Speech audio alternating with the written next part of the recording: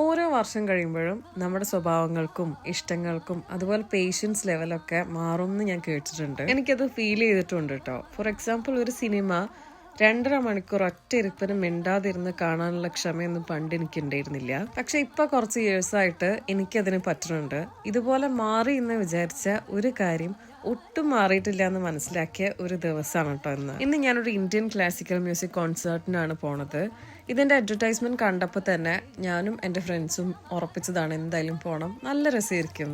ഭാഗ്യത്തിന് ട്രെയിൻ ഇറങ്ങിയപ്പോൾ തന്നെ ഒരു കോഫിയൊക്കെ വാങ്ങി കുടിച്ചിട്ടാണ് ഞാൻ ഹാളിലേക്ക് പോയത്. റോയൽ ആൽബർട്ട് ഹാളിൽ വെച്ചിട്ടാണ് ഇവന്റ് നടന്നിട്ടുണ്ടായിരുന്നത്. 2 മാസം മുന്നേ കേട്ടോ നമ്മൾ ഈ ടിക്കറ്റ് എടുത്തത്. ഒരു ബ്യൂട്ടിഫുൾ ഹാളാണിത്. ഞാൻ ആദ്യമായിട്ട് പോവാണ് ഇവിടെ. ക്ലാസിക്കൽ മ്യൂസിക് ഇഷ്ടമുള്ളവരാണെങ്കിൽ ഇത് ശരിക്കും ഇഷ്ടപ്പെടും കേട്ടോ.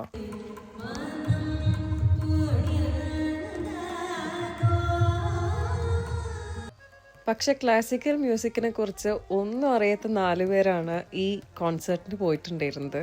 ആദ്യത്തെ ഒരു 1 അവർ ആ പാടുന്ന ചേച്ചിമാരുടെ സാരിയും ഹാളിന്റെ ഭംഗിയും അവിടെ കാണാൻ വന്നിരിക്കുന്നവരുടെ ഭംഗിയും നോക്കിയിരുന്നു.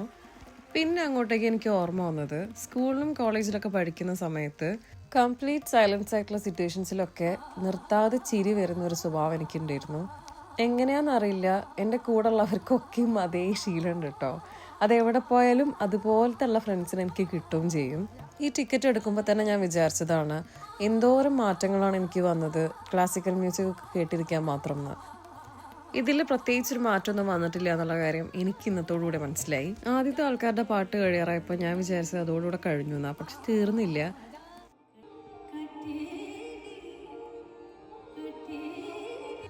ഇനിയും അതിനകത്തിരിക്കാനുള്ള ക്ഷമ നമുക്കില്ലാത്തതുകൊണ്ട് നമ്മൾ അവിടുന്ന് ഇറങ്ങി.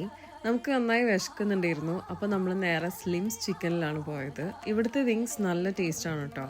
ഇത്ര നേരം ഇരുന്ന് ക്ഷീണിച്ചതുകൊണ്ട് നമ്മൾ കുറച്ച് നേരം ഡാൻസ് ചെയ്യാമെന്ന് വിചാരിച്ചിട്ട് നമ്മൾ നേരെ ഒരു പബ്ബിലേക്കാണ് പോയത്.